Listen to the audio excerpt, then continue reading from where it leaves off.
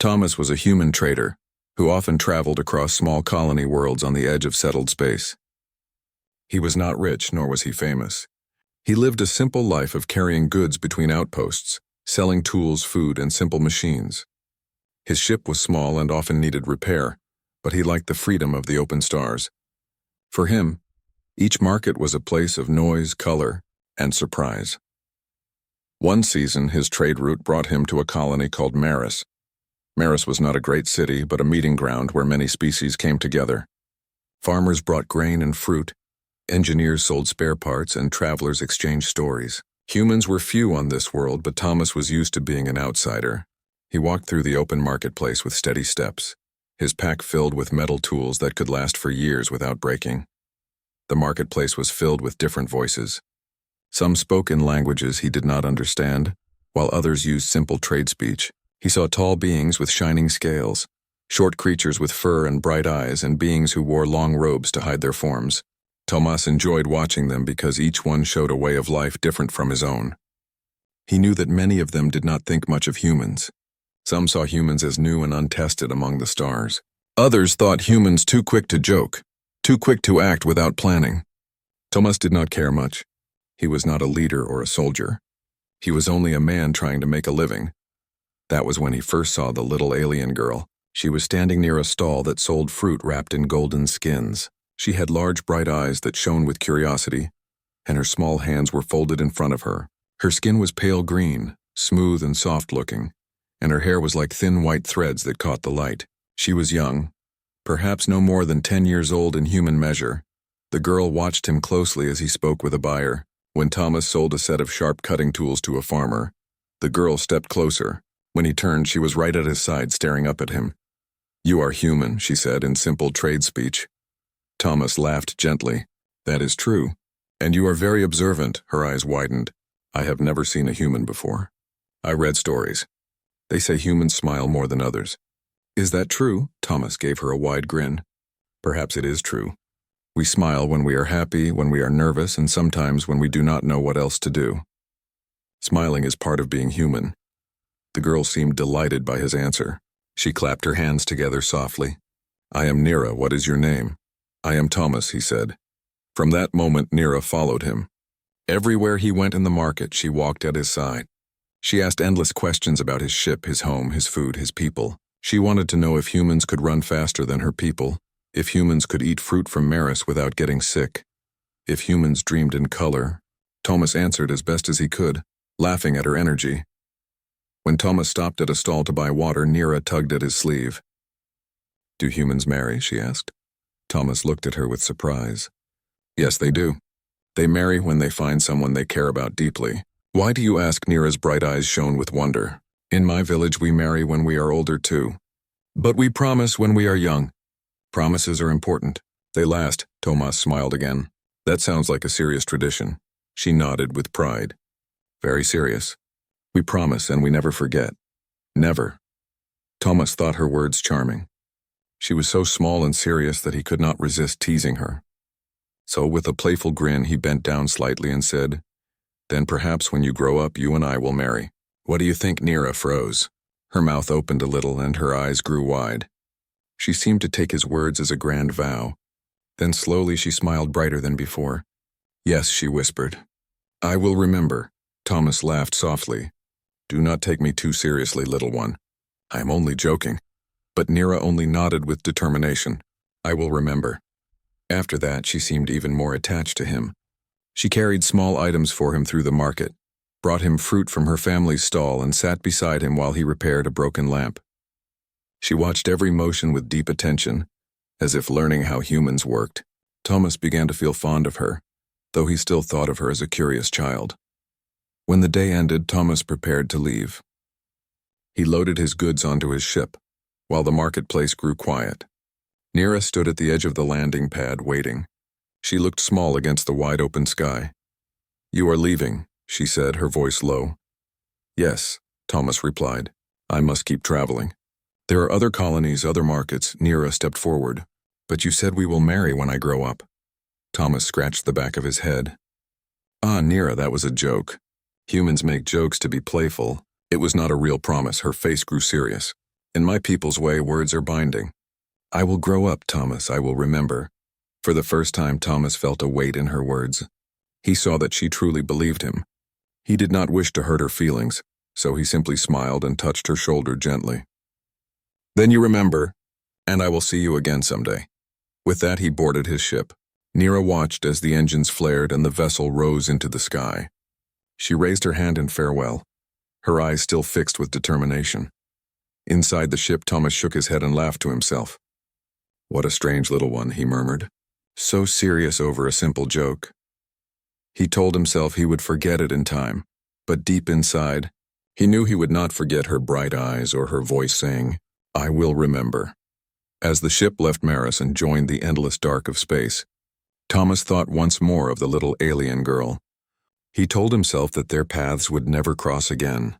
After all, the galaxy was vast and humans were always moving from world to world. What he did not know was that Nira had already made up her mind. To her people, a vow was a vow. She would grow, she would learn, and she would wait. She would never let his words fade. And one day, far in the future, she would return. Part 1 ends here, setting up the meeting, the joke, and the vow. Thomas left the colony of Maris behind, but the memory of the little alien girl named Nira stayed with him longer than he expected. At first, he thought it would fade quickly. He told himself that she was only a child, and that her serious words meant nothing more than innocent play. Yet as he traveled from one world to another, the sound of her voice and the way she had said, I will remember, often came back to him. Life for Thomas was not easy. His ship was old and repairs were constant. Many times he found himself stranded at lonely outposts, waiting for spare parts or bargaining with mechanics who asked for too much. Still, he kept moving. He sold small machines that farmers could use to cut and harvest. He sold water filters and lights. On worlds where humans were still strangers, people sometimes looked at him with suspicion. He endured their stares and kept smiling. The galaxy was restless. There were rumors of conflict between larger powers. Species that had been peaceful for centuries argued about borders and resources. Traders like Thomas often heard talk of war, but he tried to keep away from politics. He was no fighter. His job was to bring what people needed and leave before trouble arrived. Even so, danger found him more than once. On a barren moon, raiders attacked his ship, demanding his cargo. He escaped only because another trader warned him in time. On another world, he was forced to wait for weeks in hiding when soldiers marched into the market and claimed all trade for their own government. Thomas learned to be careful, to speak politely, and to smile even when fear pressed against his heart. During these years of wandering, he met many people. Some were kind and welcomed him into their homes. Others saw him only as a chance for profit. A few even tried to cheat him, but Thomas was clever enough to avoid losing too much. Through it all, he remained alone. He had no family, no partner, only the company of his small ship. Sometimes at night, when the stars glowed across the dark sky, he thought of what life might have been like if he had settled down somewhere. It was during one of those nights that the memory of Nira returned most clearly. He recalled her small hands offering him fruit, her curious eyes, and her serious voice when she spoke of vows. He laughed softly at himself, wondering why he thought of her still. Perhaps it was because she had been the only one who looked at him not as a stranger, but as something special. To a child's eyes, he had seemed like a hero. That thought warmed him even when the nights were cold. Years passed. The colony of Maris drifted farther from his route, and he had little reason to return. New markets opened in other systems, and he followed the flow of trade. News from Maris reached him only rarely, and when it did, it was simple reports of harvests or weather. He doubted he would ever see Nira again, yet the memory of her vow stayed. It was like a quiet echo in his mind, reminding him that words carried weight. He remembered how she had said her people never forgot promises. Thomas sometimes wondered if she truly held on to his joke as if it were a binding truth. Then he would shake his head and tell himself it was impossible. Children grew and they forgot. Life taught them new lessons. Surely Nira had moved on. Still, he found himself speaking of her once or twice. When he met other traders around shared tables, he told the story of the little alien girl who followed him through the market. His companions laughed, calling it a sweet tale. Some teased him, saying that perhaps one day she would return to claim his hand. Thomas always laughed with them, though inside he felt a strange unease. As more years slipped by, Thomas grew older. His hair showed streaks of gray and his hands grew rough from long work. The ship that once felt new to him now felt tired, its metal worn and scratched. He thought of selling it more than once, but each time he delayed, telling himself he had one more journey left to make. His life had become a long road of travel, and he did not know how to stop. During this time, the galaxy grew even more tense. Powerful empires clashed on distant borders. Trade routes were no longer safe, and many smaller traders gave up their work. Thomas kept going, though he avoided the most dangerous paths. He learned to be cautious, to read the signs of unrest before they became storms. He had no desire to fight or take sides, yet he was caught in the waves of history just like everyone else. One day, after a long season of poor sales, Thomas returned to a mid-sized colony where humans had grown more common. There he spent weeks waiting for his ship to be repaired. As he sat in the market, listening to the chatter of different species, his mind drifted back again to Maris. He thought of how long it had been since he walked those dusty streets. How many years had passed since he last saw the little green-skinned girl who spoke of promises. For a moment he wondered what had become of her. Was she married to someone of her own people now? Did she still live on that colony, or had she gone elsewhere? He knew he would likely never know. Yet the thought stayed with him, stirring a quiet ache in his chest. At last Thomas returned to his ship. He told himself he would not waste time on memories. The past was gone and the future demanded attention. There were always more goods to carry, more markets to visit, more repairs to make. Life as a trader left little room for dwelling on old words. And so he pressed on year after year across the wide and restless stars. He believed the joke he had once spoken would fade forever, carried away by time. But far across the galaxy, on the quiet colony of Maris, Nira remembered. She grew taller, stronger, and wiser, but her memory of Thomas never dimmed. She carried his words like a light in her heart, a vow waiting to be fulfilled. While Thomas drifted through the years, thinking his path forgotten, Nira was already preparing for the day she would return. Part 2 ends here, showing Thomas's long years of travel, his struggles, and the way the promise stayed in memory, though he believed it lost. The years weighed on Thomas more heavily than he cared to admit. His hair had grown silver at the edges, and fine lines marked his face from long days of work and long nights of worry. His ship no longer shone the way it once had. Its metal hull bore scratches from storms and travel, and its engines gave off groans each time they started. Still, Thomas kept flying, kept trading, kept smiling even when the smile was more habit than joy. One evening he returned once more to the colony of Maris. He had not planned to come. The route shifted after a border conflict closed other paths, and Maris was the nearest safe haven for trade. As his ship entered the atmosphere, memories stirred in him. Memories of a bright-eyed little girl who had once followed him through the market. He shook his head at the thought. So many years had passed. The girl would be grown now, and likely she had forgotten him long ago. The colony had changed since his last visit. The market was larger, with new stalls and new walls built to keep away raiders. More humans lived there now, their faces mixed with those of many species. Thomas walked among them with cautious steps, searching for buyers. He sold simple machines and filters as always, and people welcomed him politely. Yet something felt different this time. The air carried a sense of quiet expectation, though he could not explain why. When evening came, Thomas sat alone at the edge of the market. He was tired and thought of leaving the next day. That was when he heard a voice, soft yet steady, calling his name, Thomas. He turned, and for a moment his breath caught. Standing a short distance away was someone who seemed both strange and familiar. Her skin was pale green, though deeper in tone than he remembered. Her hair, once like fine white threads, now flowed longer, catching the fading light. Her eyes, still bright and curious, now carried wisdom. She was taller than him by a small measure, her stance calm and sure. "It cannot be," Thomas whispered. The young woman stepped closer. "It is me, Nira." Thomas stared in silence. The little alien girl had vanished, and in her place stood this grown figure, radiant and confident. Yet when she smiled, he saw the same spark from long ago. "Nira," he said at last, his voice rough. "You remembered?" Her eyes softened. "Of course. My people do not forget vows. You spoke the words, Thomas. I came back." For a long moment he did not know what to say. Around them the market bustled, yet it felt as though the crowd faded away. Thomas saw only her, and the weight of years pressed down on him. "I was only joking," he said carefully. "I never meant for you to carry such words so far." Nira shook her head gently. "You may have spoken in jest, but to me they were real. To my people a promise is not broken. I grew with those words in my heart. I learned about humans because of you. I studied your language, your history, your ways. And now I return, for I am ready."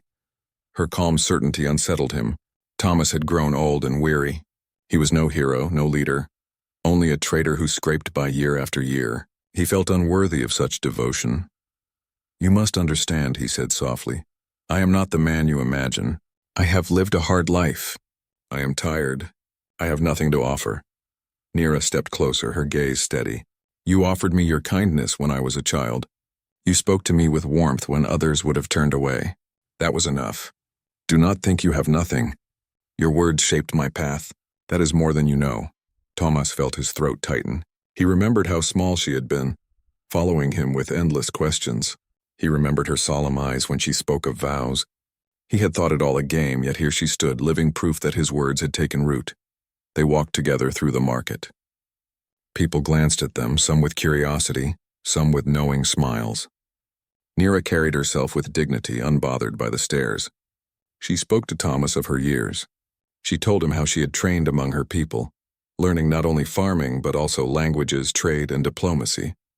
She explained that she had prepared for this day, knowing it would come. "My people thought me strange," she admitted with a small laugh. "They said no one should cling to the words of a human spoken in passing. But I knew you would return, and I knew I would be here when you did." Thomas listened in silence. Part of him wanted to argue, to tell her that life was not a story and that words spoken lightly should not bind the future. Yet another part of him was deeply moved. He had been alone for so long. To hear that someone had believed in him all those years stirred something he had buried under work and weariness. As night fell, Nira led him to her family's home. It was larger now, built strong with stone and wood. Her parents, older and slower, greeted Thomas with cautious respect. They remembered him faintly from years past. They offered him food, and he sat with them while Nira served the table. Her movements were graceful, her laughter gentle. Thomas found himself watching her, wondering how the little girl had grown into such a woman. After the meal, Nira spoke again. "I did not come only for myself. My people are facing pressure from outsiders. Raiders threaten our farms, and larger powers seek to take our land.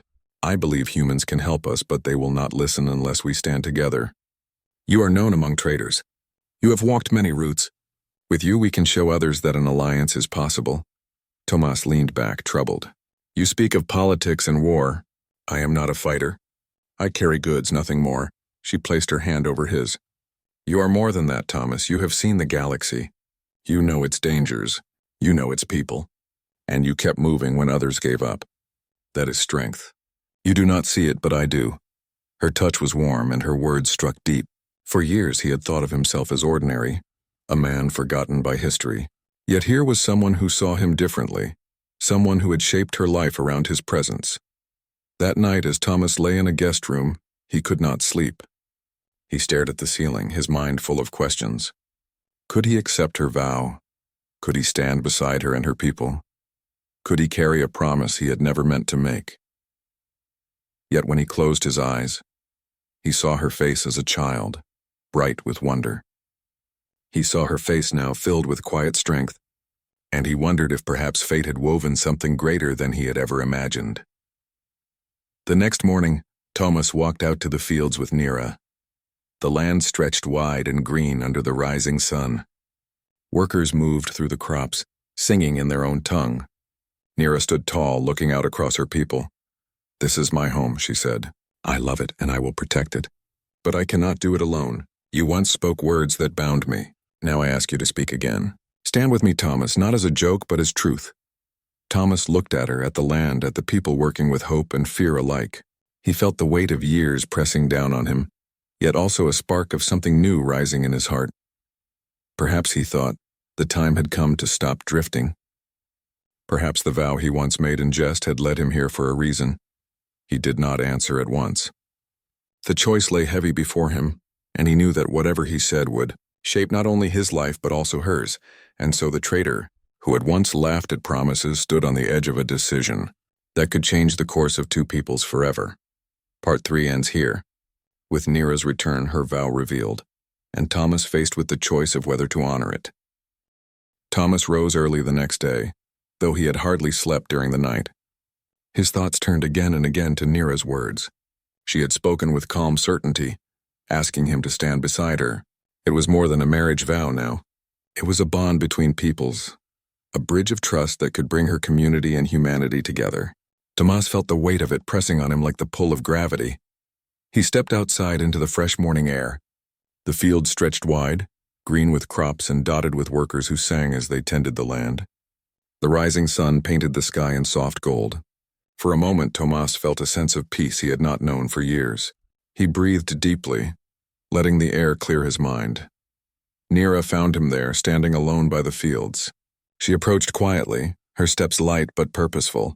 When she reached him, she folded her hands before her. "You are troubled," she said gently. Thomas gave a weary smile. "You see too much. I am an old man, Nira. My life has been one of travel, trade, and endless repairs to a tired ship. I am not a leader. I am not the kind of man who shapes the fate of a people." Her eyes were steady. "You are more than you believe. When I was a child, you spoke kindly to me. You answered my questions with patience. You gave me a vow even in jest. To others, it may have been nothing. To me, it was everything. I built my path on it. I grew strong with it. And now I return to ask you to walk that path with me." Thomas looked into her eyes and saw no doubt. She meant every word. He turned away, his gaze on the horizon.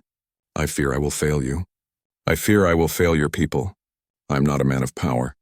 I only know how to trade, to move from world to world." Nira placed her hand lightly on his arm.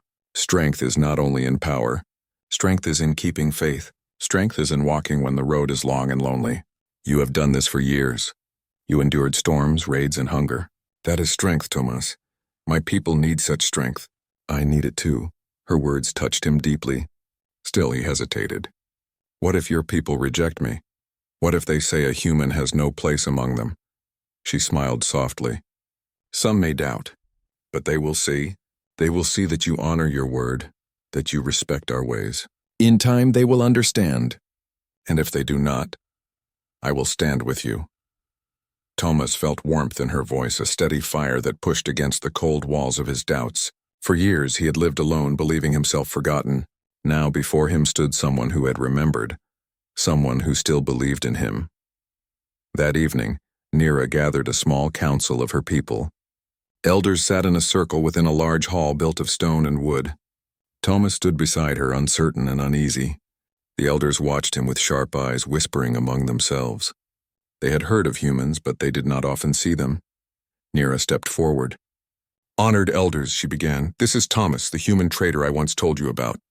Many years ago, he spoke words that I took as a vow. I have carried those words all my life. Now I bring him here, for I believe he is part of our future." The elders murmured. One of them, an old man with skin the color of deep moss, leaned forward. "Child, you place much faith in him. He is only one man. What can he offer our people when danger grows around us?" Nira lifted her chin. "He offers loyalty. He offers the bond of trust between his kind and ours. His people are spreading through the stars. To stand with him is to open a door for our children. We cannot face raiders and empires alone, but together we may endure." Another elder, her voice stern, said, "And what of his words? He admits he spoke them in jest. Do you ask us to trust a vow made without care?" Thomas stepped forward, his heart pounding. He bowed slightly to the elders. "It is true," he said. "I spoke those words lightly, never knowing how deep they would go. But I cannot deny what has grown from them. Nira's faith is greater than my jest. If you will allow it, I will honor her faith. I will not turn away." The hall fell silent. The elders studied him, their eyes searching. At last, the eldest among them spoke. His voice was low, carrying the weight of years. "Words once spoken cannot be undone. Perhaps it was fate that brought you here again. We will not stand in the way. If you choose to bind your life to hers, it will be so. But remember, human, this is no game. This is a bond that carries the weight of generations." Thomas bowed again, his throat tight. "I understand." When the council ended, Nira walked with him beneath the night sky. Stars shone above them, countless and cold, yet Thomas felt a warmth within. "You spoke with courage," Nira said softly. "I only spoke the truth," Thomas replied. "Still, I wonder if I can live up to what you see in me." "You can," she said with quiet certainty. "Because you will not walk alone. I am here." "We are here." Over the next days, Thomas remained among Nira's people. He saw how they worked together in the fields, how they cared for one another, how they sang songs that told of old promises and ancient trials. He felt a sense of belonging he had never known before. Slowly, the doubts within him began to ease. One afternoon, as he repaired a broken water pump with his steady hands, children gathered around to watch. They whispered about the human who had come back for Nira. Their eyes were wide with curiosity, much like Nira's had been long ago. Thomas smiled at them, and for the first time in years the smile felt real. But the peace did not last long. Scouts returned from the borders with troubling news. Raiders had been seen gathering again, and they were more organized than before. The elders feared they would attack the farm soon, seeking food and supplies. Nira called a meeting. She stood before her people with Thomas at her side. "We cannot hide forever," she declared. "We must show that we are not weak, and we are not alone. Thomas has friends among traders, humans and others alike. With his help we can reach out, we can prepare, we can stand." The people listened. Some were afraid, but others nodded with hope. They saw Thomas not only as a stranger now, but as someone who might help guide them. That night, Thomas sat with Nira by the fields once more. The moon cast a soft glow across the land. He looked at her and felt the weight of choice still pressing upon him. "I am afraid," he admitted. She turned to him. "So am I. But fear does not mean we must turn away. Fear means we know the risk, and still we move forward." Her words stayed with him. Slowly, Thomas realized that he had already made his choice. The moment he returned to Maris and saw her again, the road behind him had ended. His path lay here beside her. At dawn, he rose and stood before Nira and her people. His voice carried strong and clear. "I once spoke words without care. Yet they carried me here, and they carried her here. Today I speak again, not in jest, but in truth. I will stand with Nira. I will stand with her people. Whatever comes, I will not walk away." The people listened in silence, and then a ripple of voices rose among them, voices of agreement and welcome. Nira's eyes shone with quiet joy. She stepped forward and took his hand, and together they faced their people. The choice was made. Thomas was no longer only a wandering trader. He was part of something greater now. He was bound by promise, by trust, and by love that had grown across years and stars. And though the road ahead would be hard, he felt ready for the first time in his life. Part 4 ends here, showing Thomas's choice to honor Nira's vow and stand with her people, setting the stage for the final part. The days that followed were filled with preparation. Thomas had spoken his vow before Nira's people, and now the weight of those words shaped his every step. He felt no regret, only a steady resolve he had never known before. For years he had drifted from world to world, never belonging anywhere. Now, for the first time, he stood with a people who looked to him with hope. The raiders were coming. Scouts reported their movements, and the elders knew that the farms of Maris would soon be targeted. Nira worked tirelessly, moving from field to field, speaking with workers, training young men and women to defend their homes. Thomas stayed beside her. He taught what he knew from years of travel: how to read the signs of an approaching ship, how to use tools in clever ways, how to trade information as carefully as goods. At first, some of Nira's people were doubtful. They looked at Thomas and saw only a weary old human with gray hair and a worn smile. Yet slowly their views began to change. They saw how he never gave up, how he worked with his hands until late at night, repairing pumps, sharpening tools, and fixing broken lights so that the farms could stay strong. They saw how he listened to their fears and spoke to them with kindness. His words carried no grand promises, only steady encouragement. But that was what they needed most. Nira herself grew closer to him each day. When she looked at him, Thomas felt both humbled and strengthened. He often wondered if he deserved her faith, yet she never wavered. To her, his presence was proof that promises could live beyond time, that even a careless word could become a bond unbroken. One evening, as they stood together on a hill overlooking the fields, Thomas spoke quietly. "Nira, when I first met you, I never thought such a day would come. I never thought I would be standing here, part of your life, part of your people's life." She turned to him, her eyes soft but steady. "You gave me a vow, Thomas. It guided me when I was small, it carried me as I grew, and it led me here. Now we walk together." "That is enough." Thomas felt his heart tighten with emotion. He had been alone for so long. Now he was no longer alone. The raiders arrived sooner than expected. Ships darkened the sky, their engines roaring. Panic spread through the farms, but Nira's voice rose clear and strong. She rallied her people, reminding them of their strength, reminding them of the bond they now shared with a human who had chosen to stand with them.